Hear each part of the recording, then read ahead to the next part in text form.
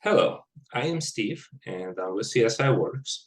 And in this first video of series of three, I'm going to explain how to see the opportunities and how to evaluate your portfolio of cash flowing merchants and understand where there is an opportunity for you to restructure or reposition yourself with the right industries or verticals so that you can continue to have cash flowing merchant base that is not exposed to the current elements. And by current elements, we mean things that are happening in the business environment driven either by political or other issues that may be happening today or tomorrow and so on.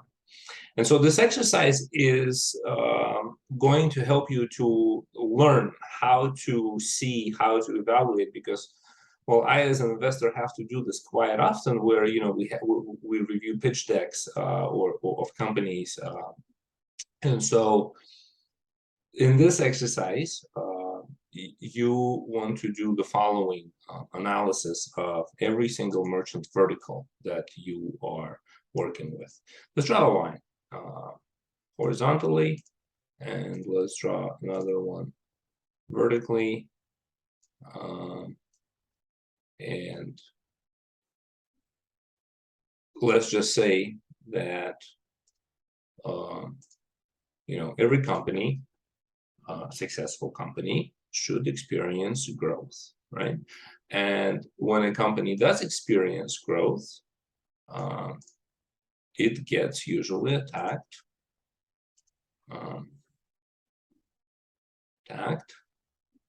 either by competition or other things, right? At best by competition, at worst by other things, including competition.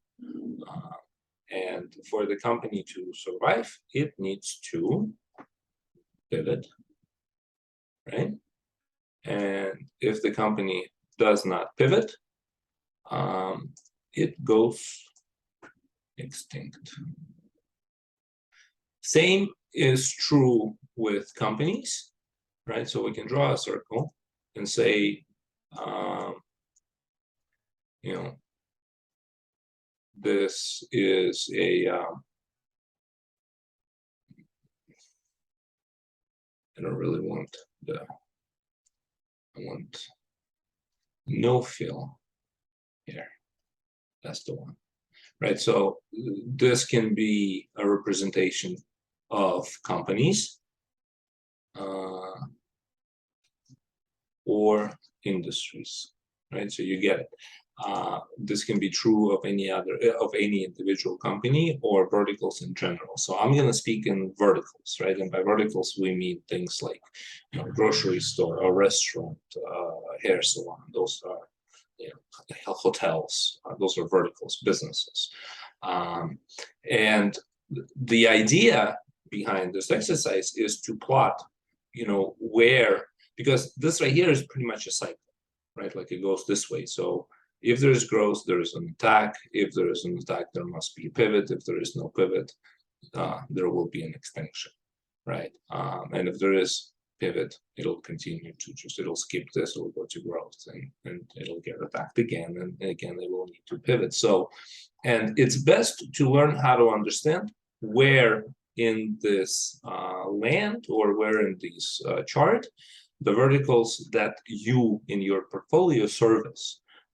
Say, let me just take a couple of these through this exercise here. And the very first one I want to say, and it's probably going to sound silly, but let's take the cab drivers, right? So we have the cab driver. It's a very cliche industry, but I want to use it just to kind of amplify the message here. So where is it? Do you think that, the cab drivers are in a growth? No. Are they being attacked? Absolutely, they're being attacked, right? So did they pivot? Not so much. They're pretty much like right here, right? So the cab drivers are right here, not on the growth line, and they're being attacked. So after they got attacked, they did not pivot, and so they ended up here. And there's this another restaurant business called restaurants, right? So that's another type. And where would you put restaurants? Are they growing? Yeah, absolutely, they're growing. And I think they're like right here. Restaurant. So they are straight at the pivot point. Will they pivot? Will they not pivot? That's the major question. If they pivot, they'll go up, right? If they don't pivot, they'll end up here. And this is because they're being attacked. And who are the restaurants being attacked by? Well, everybody, to be honest. Let me show you a list who I think is attacking restaurants, and then you can see what that looks like. So, grocery stores, recession. You know, if we're talking about a grocery store or a restaurant business, the question with restaurants is it essential or not? And it's no longer a question, because in 2020, where every business had to be evaluated whether it's essential or not, guess what? Most restaurants were shut down. Grocery stores stayed open. What does that tell us? That tells us that the line of separation for restaurant business happens basically, so like it would behoove you today to look at the restaurant as two businesses. One that needs to disappear, which is basically the service, the dining area, right? Like where the chairs are, the tables are, where people consume the food. And then the second part of that business is the kitchen. So grocery stores normally coexist with restaurants fine, because everybody has a kitchen, and so we can theoretically just buy the food in the grocery stores and cook it at our home. But a restaurant in a normal environment is not that much of an expense. And it's an expense nonetheless that we would call a disposable expense, right? It's not required. It's more of a, I do this for fun. We go to a restaurant to socialize, to have fun, to have meetings, but it's not necessity. There's other ways of doing those things without spending the money at the restaurant. And so that's the line of separation. And then when there is recession, when the money is tight, most people will choose not to go to the restaurant. They'll just go to the grocery store, and they will rediscover their kitchen at home and use it. And then there's the recession for the grocery stores as well, because the grocery store is in the business of selling perishable foods, and itself has a cycle for that food. What happens first? First, they sell it raw and fresh. Some time goes by, not everything gets sold. And now the level of sophistication for any grocery store operator is so high that they can know when they can take things off the shelf, season it, and sell it as a different product, and extend the life of that shelf a little bit further. All right, so let me give you an example. First, we sell the steaks just raw cuts. After the raw cuts, we're going to season those and sell them as pre-seasoned, go grill, barbecue. And if that doesn't sell, we're going to go ahead and cook it and grill it and barbecue it ourselves and sell it as a ready-made meal. So that's the cycle for a restaurant. And, because restaurants, it's not that hard for them to hire cooks and have their own kitchen for the grocery stores. And if a restaurant is its own restaurant and the kitchen only is servicing its own purposes, then it's in competition with that grocery store. Then there's, what I have search engines and social media. What is that about? Very often, when a business goes live, they need to have a website, and most restaurants will try to have a website, and then they want that website to be listed on, search engines. And it's funny, I actually have search engines, but it's really just one search engine, right? It's Google. So, say you're a single restaurant and you're operating a single location, and you want to have a website that's yours, that you own and you run. You can have it. It's not that hard. You can probably get it fairly without much complications. You can have yourself a website, but the complications will arise when you try to get that website to be discovered by Google in reasonable positions where you can drive traffic to it. You will never see any traffic on that website, because who will compete with you every social media that is out there that will by default create a listing of your business on their platform, whether you want that or not, right? So we're talking about I call them the delivery mafia businesses, right? So you have Uber, you have the Amazon, you have the Grubhub, you have Yelp. All of them will take the existence of your restaurant as a free content and a point of origination for themselves. And then once they obtain an order against your menu, they will use that to negotiate a 15% partnership in your business, in the restaurant business.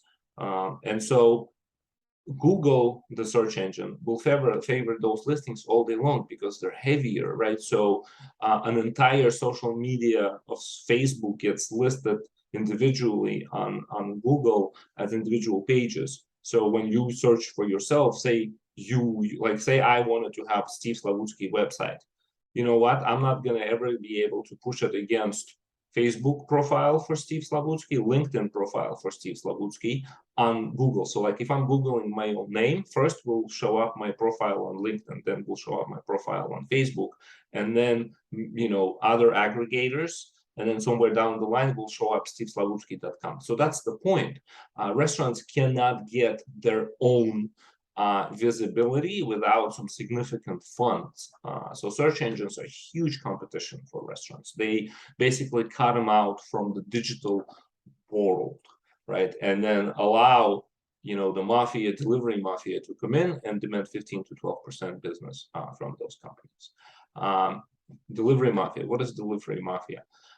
I already kind of touched on that, right? So that your Yelp, your Ubers, your Lyfts, whoever else does delivery, Postmates, that's the model. Because once they have the listing, they claim the ownership of the customer. And if you don't play ball, they can use that listing to drive the customer to elsewhere, right?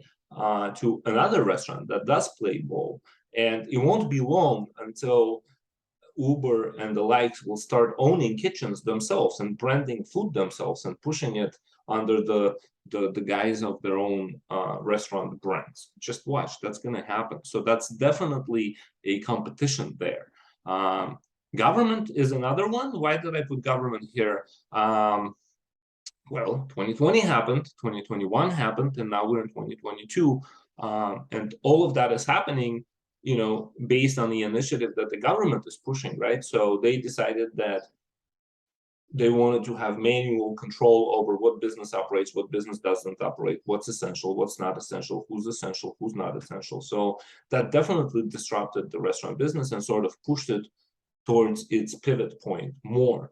And then, the competition for employees, a lot of employees were showered with cash, and that sort of a restaurant business has already been playing all kinds of different strategic financial schemes to pay its servants, right? And all of that, again, is on the front of the kitchen, like front of the restaurant. So think about it. So you have the servants and the busboys who get minimum pay and then supposed to do tips. Well, there's no tip in the delivery business. That's one. So they're being attacked, right? And restaurant now has to pay them because they can't make tips, so they have to get paid a lot. And the restaurant can't make the numbers to pay them a lot and earn, because it's all about the front. And so the pivot, again, see, like I'm stressing this obvious point. I think the writing is already on the wall, and it should be extremely obvious to pretty much everybody at this point that the way for this industry to survive is to shed the kitchen away from the sit down, the dining area, right? So that needs to be separated out. And do you, as a merchant services agent, want to be part of that pivot? If you do, great, find your place. But let me tell you that may not happen, because this is what's happening today, right? So this ghost kitchen is probably the term that you have heard before.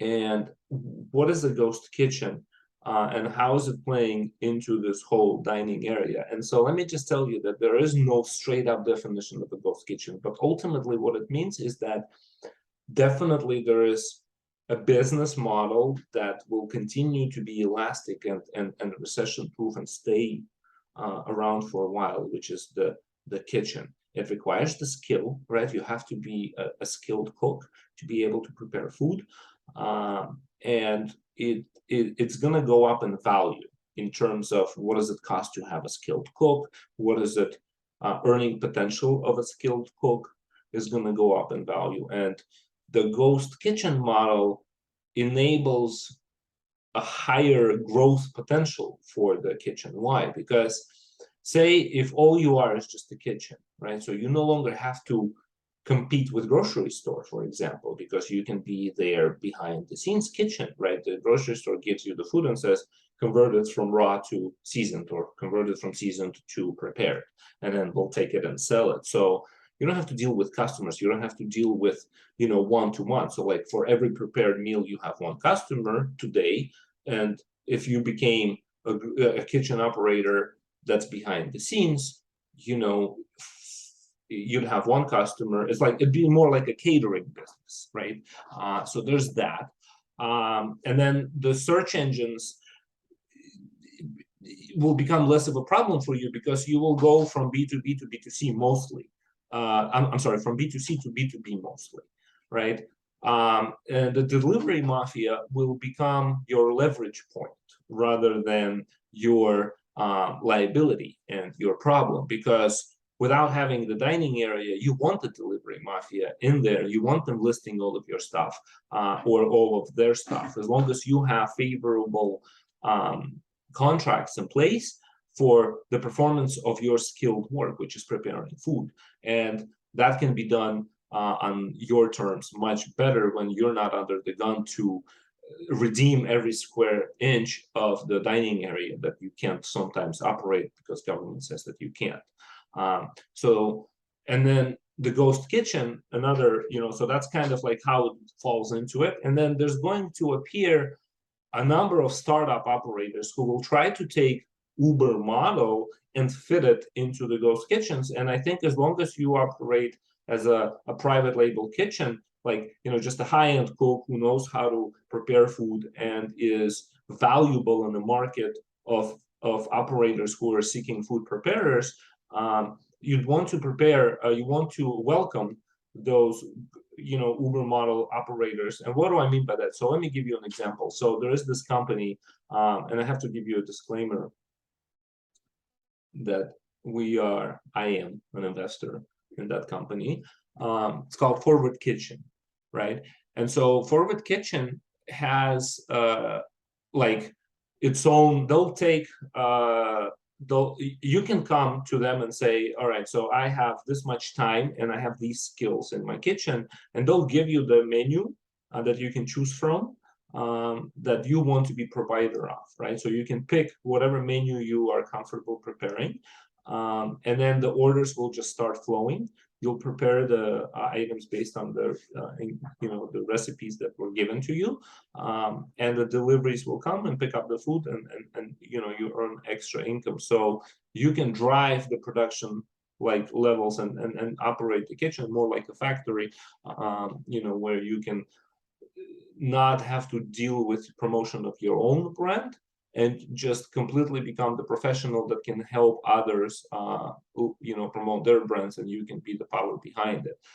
So that's a much stronger position for somebody who needs to be in the kitchen business. And I say needs to be because that is only going to be the only motivation, right? So you love preparing food, you want to be the cook, you want to be a chef, and that need to be that professionally is what's going to continue to evolve that industry. And I hope that it wins. But you as merchant services agents, again, do you want to be around when that happens? And so restaurants, this is why I'm putting them at this pivot point right here. Let me give you a couple other ones just so that you can see how this drives, because I'm using these very extreme ones.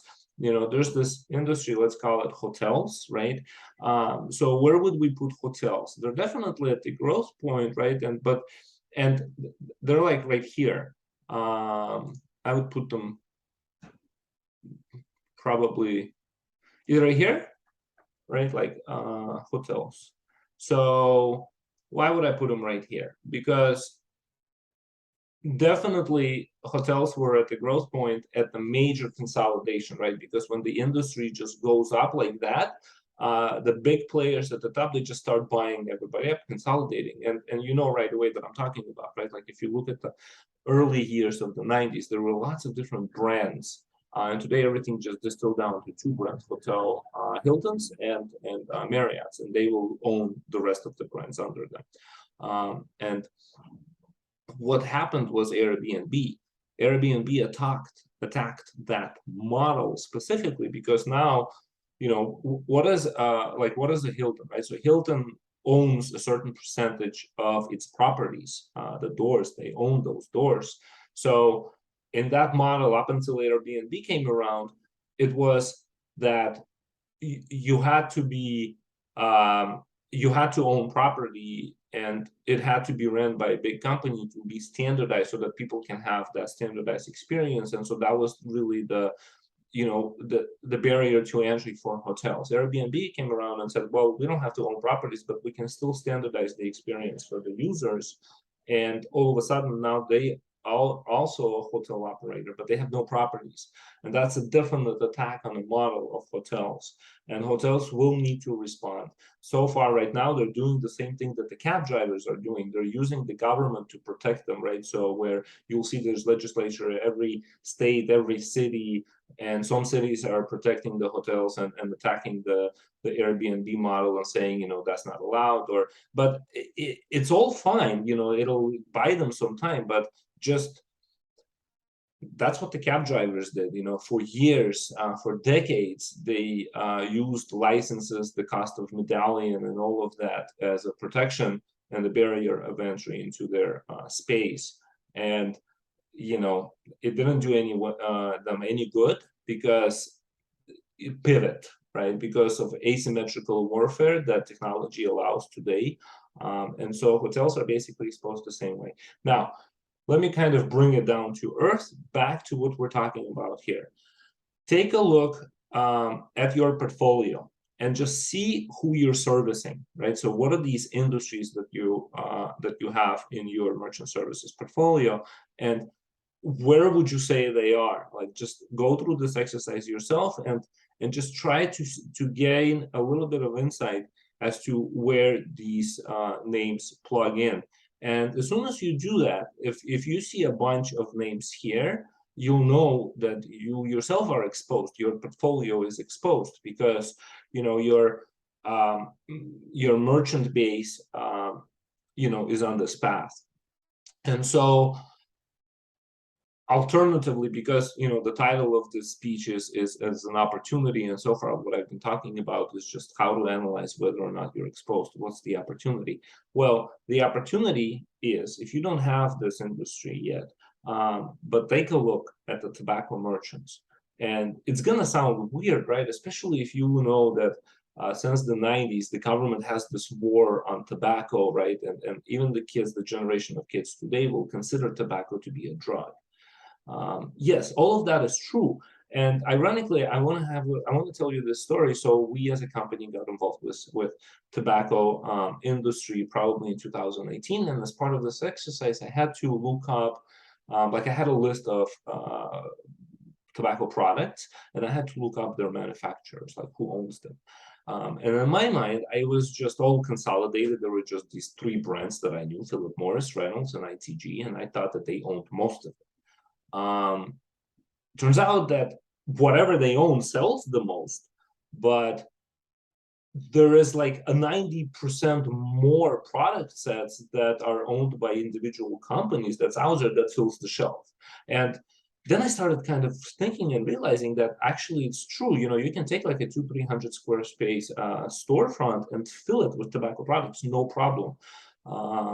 Today, right? A lot of it would be liquid, electronic, heater, this, that, whatever. It's pivoting. That industry is not going anywhere.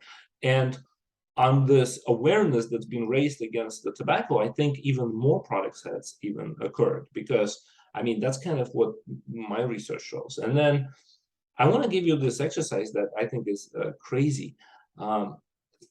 If I ask you to think of a place where you have recently ate, right, like a restaurant that no longer is open, how long would it take you to think of a couple of places like that? Probably not long, right? Like, I mean, I can think of a couple of places that have shut down since I've eaten there, a couple of years ago or whatever, a year ago, whatever. But then, if you're not a smoker, do this with somebody who's a smoker. Just ask them this question. And if you are a smoker, ask yourself this question. I had to ask my wife because I don't smoke. But the question is this: can you think of a place where you used to buy cigarettes consistently that now has shut down?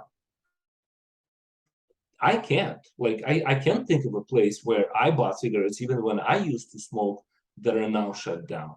Most tobacco merchants I know are buying second, third, fourth stores. Business is booming, especially at the times when like recessions happen, like things like the more depressed a person is, the more prone they are to these kind of purchases: alcohol, tobacco, drugs. Unfortunately, I'm not talking about weed here or anything that's questionable in terms of merchant services, just straight up tobacco merchants. And the opportunity is going to be in this next video. So click on, watch that next video. Here's, and you will see what you can use. There's this business need that if you learn and understand, it will help you get tobacco merchants into your portfolio. So I hope to see you in the next lesson. Thanks.